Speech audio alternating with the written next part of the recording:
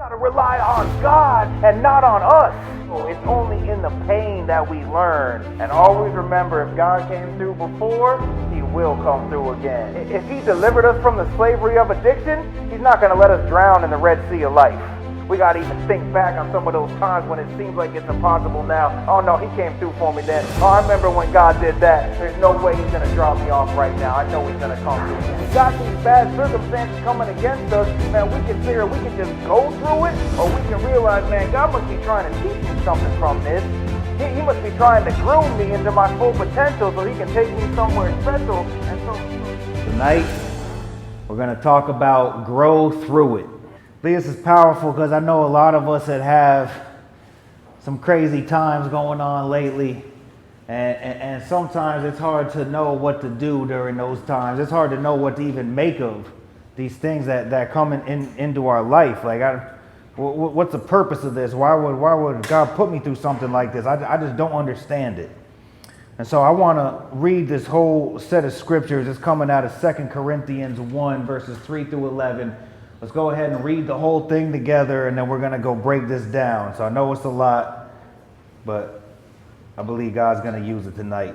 So let's read it, guys, together. It says, "Praise be to the God and Father of our Lord Jesus Christ, the Father of compassion and the God of all comfort, who comforts us in all of our troubles, so that we can comfort those in any trouble with the comfort we ourselves receive from God. For just as we share abundantly in the sufferings of Christ, so also our comfort abounds through Christ. If we are distressed, it is for your comfort and salvation. If we are comforted, it is for your comfort, which produces in you patient endurance of the same sufferings that we suffer. And our hope for you is firm, because we know that just as you share in our sufferings, so also you share in our comfort. We do not want you to be uninformed, brothers and sisters, about the troubles that we experience in the province of Asia. We were under great pressure, far beyond our ability to endure, so that we despaired of life itself. Indeed, we felt we had received the sentence of death, but this happened that we might not rely on ourselves, but on God, who raises the dead. He has delivered us from such a deadly peril, and He will deliver us again. On Him we have set our hope that He will continue to deliver us as you help us by your prayers. Then many will give thanks on our behalf for the gracious favor granted us and answered the prayers of many." And we didn't like that. We had the lights flickering going on. That's scripture reading. That's powerful. Guys, let's go through and let's break this thing down here. Let's start with that first section there. I love how he opens it up, man. Praise be to the God and Father, our Lord Jesus Christ. And He's the Father of compassion, the Father of comfort. He comforts us in all of our troubles. Why? So that we can comfort those in any trouble with the comfort that we ourselves receive from God. For just as we share abundantly in the sufferings of Christ, so also our comfort abound through Christ. So what's he trying to say there?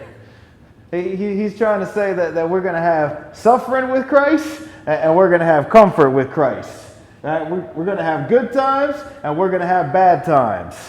He's trying to let us know right here that God don't play favorites. Nobody's special. This is God's number one man of the New Testament who was used in a major way, right? And He's trying to let all of us know, guess what? I go through it too. There's going to be good times and there's going to be bad times. Nobody's special. God doesn't sit up there and be like, whoa, he's praying every day. He's doing a lot out there to help his fellow man. We're going to give this guy all good times. It's not quite how this thing works. In fact, sometimes you'll notice when you're doing the right thing, you get some extra attention from the enemy, and life seems to go even crazier for you when you're trying to do the next right thing. What he wants us to know is nobody's special, and he's also trying to tell us that it could be said that one reason that we go through these struggles is to be able to help someone else going through the same exact thing. There is no better teacher on the planet, right, than someone who's actually struggled in the exact same area, right? We can have pastors, we can have people with book knowledge, we can have doctors, therapists, whatever it is, right? But sometimes it takes, man, I have been through that same exact thing that you're going through in life, right? I was able to use God and some tools to get through it. Now let me show you how you can do the same exact thing. We got to remember that's what the struggles are for, guys. It's the good with the bad. The rain falls on the just and the unjust, right? And one reason we go through is to help people going through the same exact struggles. Well, help them how? I love what he says in there, right? Whether we're distressed, right, and we're going through these times, what's it going to produce in all of us? Patient endurance. Number one on that sheet, guys. Flip that thing over. Going through hard times is producing patient endurance in us, and it will be used at some point to help someone else going through the same struggles. Had to look that up, what the definition of endurance was. I found some interesting ones. Said the power of enduring an unpleasant or difficult process or situation without giving way. Or in other words, the ability or strength to continue or last, especially despite fatigue, stress, or other adverse conditions. We're going to learn some endurance in this journey called life. I rest assure you that. It's to keep going, to last through fatigue, stress, or other adverse conditions. I was studying marathon runners. I believe that we can really get something to this. I believe running a marathon is exactly similar to running this race that we're on called life. And I believe that there's a lot that we can get from this. Marathon's about 26 miles or so, up to as long as they got these ones out there. It's a 24-hour marathon. These dudes are running 100 miles all in one clip. Insane. But no matter what, they all describe 5 distinct stages of running a marathon, and I believe we can really relate to this for real life. And the first stage is everything's great. Everything's great, boy. They're out there trucking, doing their thing, running, right? The first few miles, they slept the night before, they ate good, they hydrated, they're into it, and I already prepared for this, and woo, everything just going good for those first few miles. I got sober for a little bit. I got a roof over my head, got some food, little job. Woo, everything's good, man. Life is great. Everything's going phenomenal. And then stage 2, they start going through those first few miles, and now they're thinking about all the miles that they got left, and all of a sudden their body starts to tell them, and there's no way we're going to make it through this. We're not going to keep this pace up for the next 23 miles. There's no way, man. You better call it quits right now and start becoming tired and start to feel pain. It's like sometimes with us, we're in this good place, but then all of a sudden we start looking too far in the future, and man, I got to be sober for the rest of my life. I got to do all these responsibilities and work this job and go to meetings and do all this stuff, and I got to do this from now on. There's no way I'm going to be able to pull this off. I got to do all this adulting all of a sudden. Everyone's all having these responsibilities for me. Man, I don't know if I can keep this pace up for years on end. A lot of us, we sometimes fall off right there at that point. I know I have plenty of times. But then, say that these marathon runners, right, they fight through that, right? They know that's coming, and they use their tools and their mental capacity out there they have, and they fight through that feeling, right? And they keep on going and getting this third stage where they're moving well again. Might not have been quite as sweet as it was in the beginning of the race, but I'm going. I got a good pace back again. I'm feeling good. Some of us will make it through those hard times. We'll use God. We'll use the steps. We'll use the tools in our life, and we make it through some hard times in sobriety. And we get to this point where, okay, I'm in this spot again. I'm doing it. Things are going well. Might not have been the pink cloud like it was in the beginning, but life is good. I'm going forward. Some of us may be in that spot right now, right? But then, at some point along the race in stage 4, every single one of them describes to a T that at some point it just comes and smashes them, and every single muscle starts screaming in agony. Everything in their body is telling them they can't go on anymore. They got to stop running. They got to sit off to the side. Man, I can't do this anymore. It's like this overwhelming feeling. And man, a lot of us, right, we get this point where something comes up hard against us, where we're encountering tribulation and trials and stress, and no matter where we turn, it just seems like there's nothing but roadblocks and obstacles, and everything in our bodies can be telling us, man, it's time to throw in the towel. It's not working out. I'm just going to give up and go back to what I always know. But if we can realize what's that doing, that stage, that's the stage that's producing the patient endurance. That's the stage that's teaching us that we can endure through anything. And if we can keep going on this pace and we got God on our side and we use God to get through this and overcome, man, we're going to keep moving forward into where God's trying to take us to. If we can get that, it's like these marathon runners, they get to that spot where the body starts taking over, right? And they get into this pace where they're just doing it towards the end. It's like they're not even tired anymore. Same thing for us. We can get in this pace where we're just doing it every single day, man. We're spending that time with God. We're focusing on our sobriety. We're taking care of our bills and things we got to do. And every day we're in this path of just moving forward.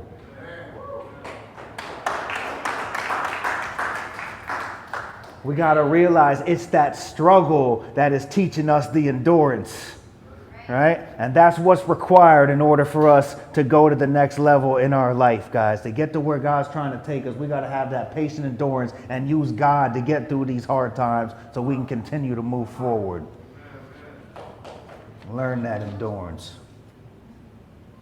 Let's go ahead and break down that next set of scriptures there in verse 8. Paul said, he's trying to tell us, we do not want you to be uninformed, brothers and sisters, about the troubles that we experienced in the province of Asia. We were under great pressure, far beyond our ability to endure, so that we despaired of life itself. Has anyone ever despaired of life itself?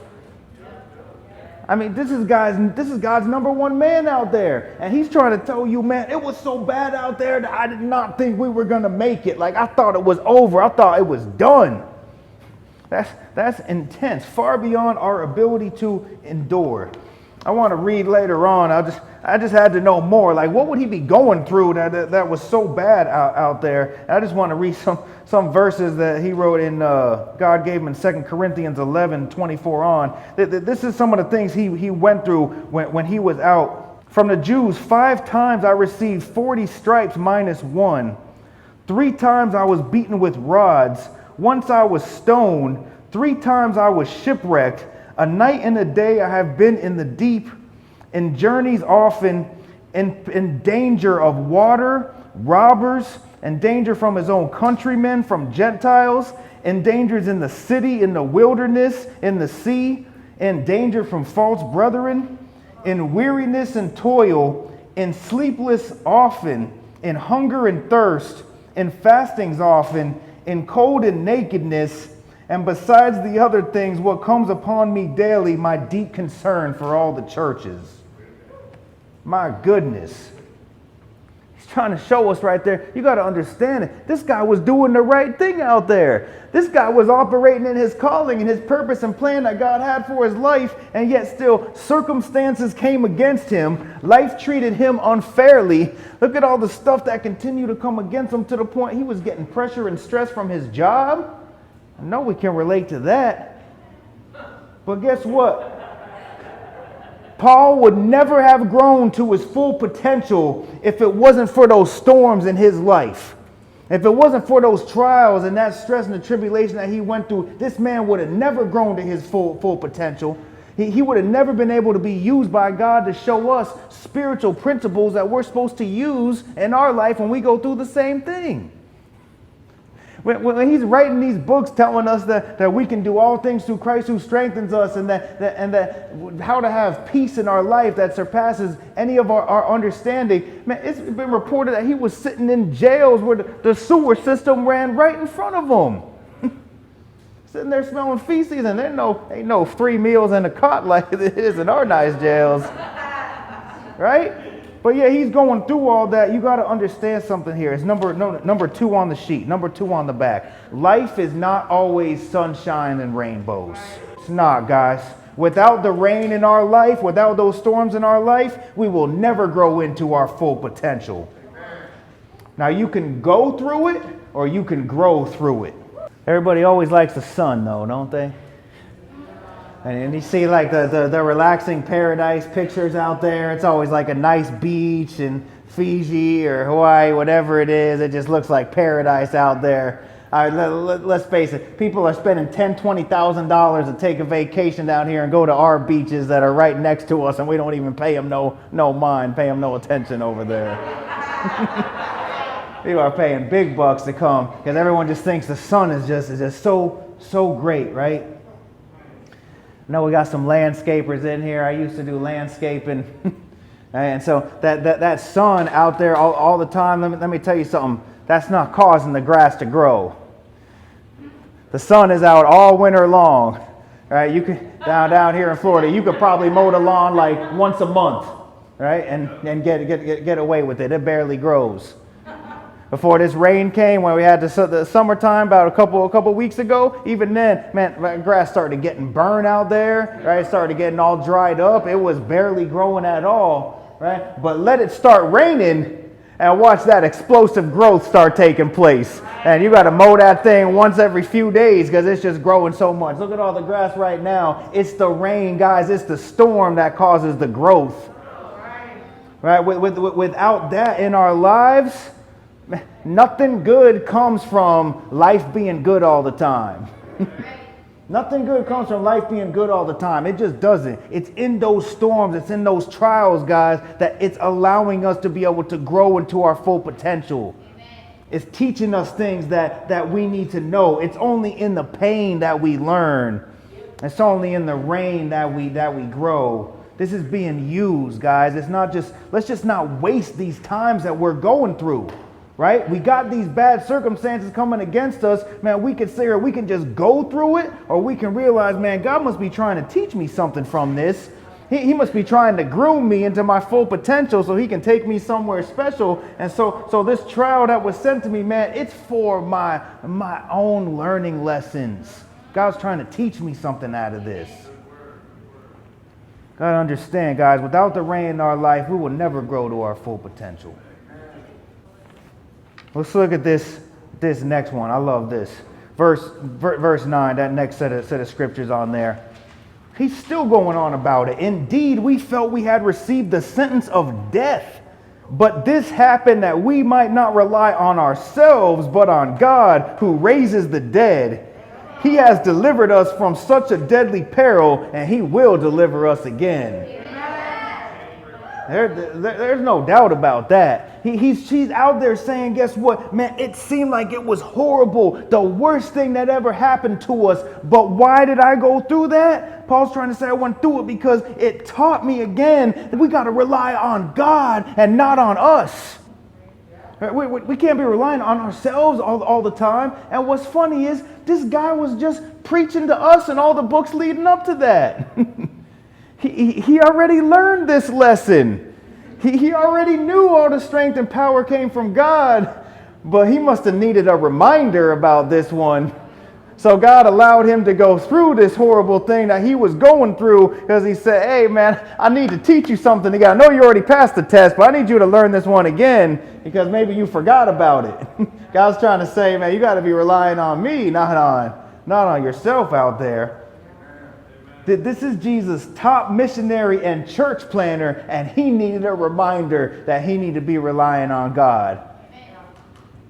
Number 3 on the sheet, guys.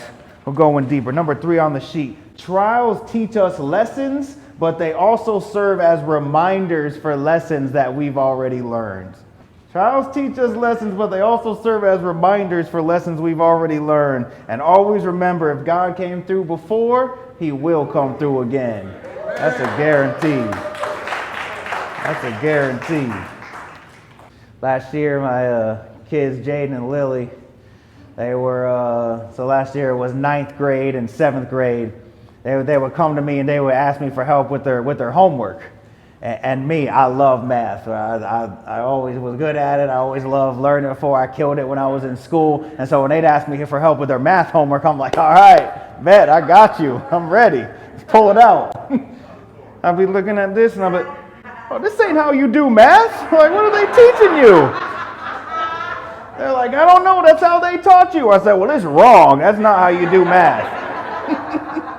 But finally, we would get to something where it was a problem that I was familiar with, right? I was like, oh, I remember this from back in the day. And I'm sitting there looking at it, and I'm like, wait a minute. How do you do this? And I'm doing it, and I get the wrong answer. I'm like, hold on 1 second. I was like, he's like, exactly. I couldn't do it either. I said, where's the notes that the teacher gave you? Break that thing out, man. So we break it out. And so I had to relearn that lesson. I needed a reminder in a lesson that I had already learned in order to be able to get the right answer there. See, I had already learned the lesson. I just needed a reminder. Why? Because maybe some time had gone by and maybe I wasn't putting my focus on that area anymore. And so what's funny is we can notice in life, we'll learn lessons a long time ago. And then all of a sudden, God's got to allow us to go through something because we're not quite getting it at this moment. And be like, hey, I need to give you a little reminder here.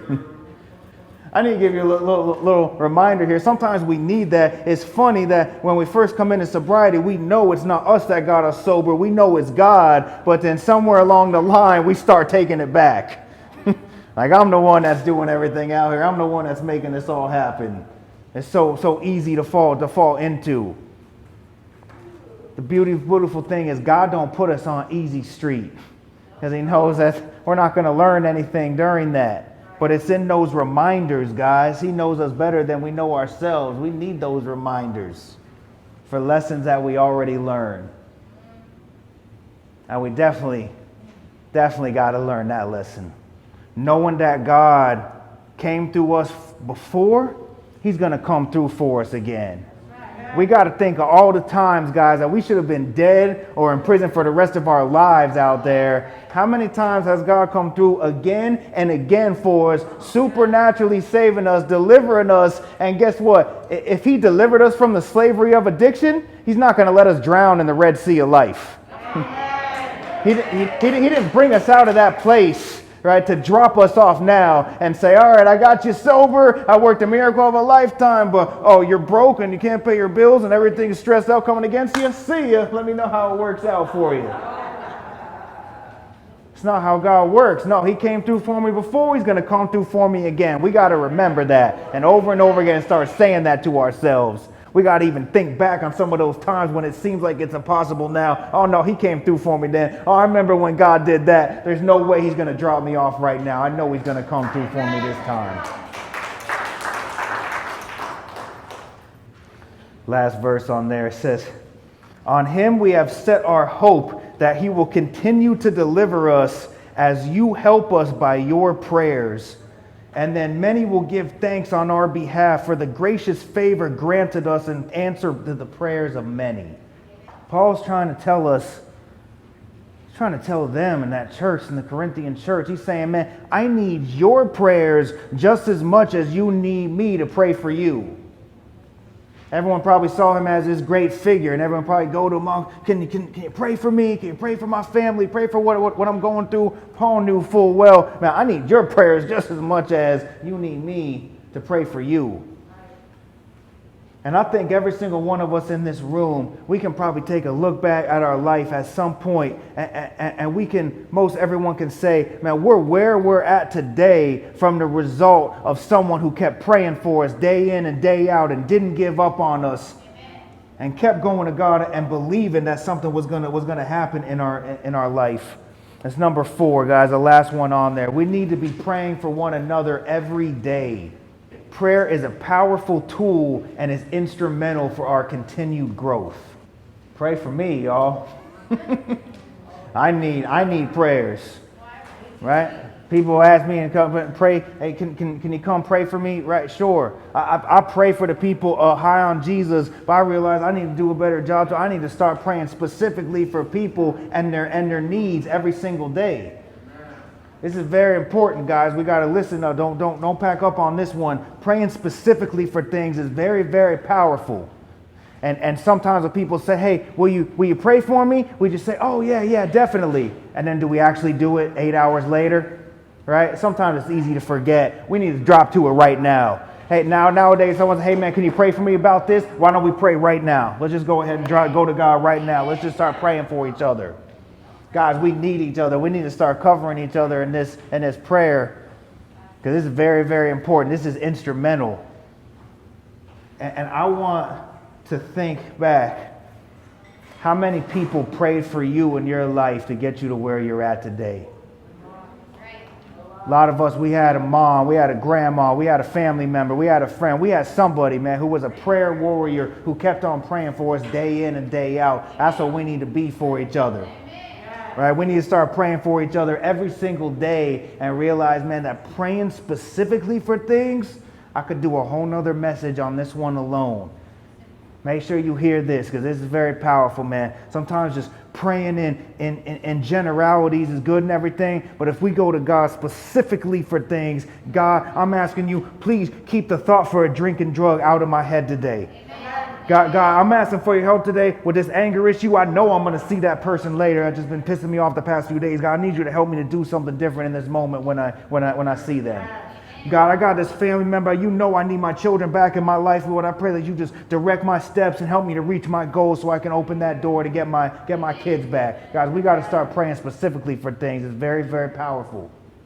It's very, very powerful. You will see supernatural things happen in your life if you start praying specifically for things. So guys, let's remember, here's what the storms are for. The storms are to teach us that patient endurance. It's here to teach us that endurance, guys, and it's going to teach us we're not going to learn how to last through the good times. We're going to learn how to last through the rough times. It's here to teach us some things so we can grow into our full potential. And we can be ready for the place that God is trying to take us to. Trials teach us lessons, and they also serve as reminders for some lessons that we've already learned. Sometimes we all need a reminder that God's for us, that He's the one doing this and not us. And finally, guys, we need to be praying for each other every single day. I feel that's very, very powerful. Very powerful. If we can all leave here tonight, we can agree that we're going to start doing something different this week. We're going to start praying specifically for things. We're going to pray for God to move. We're going to pray for His help staying sober. We're going to pray for Him to open up the right doors and for His will to be done.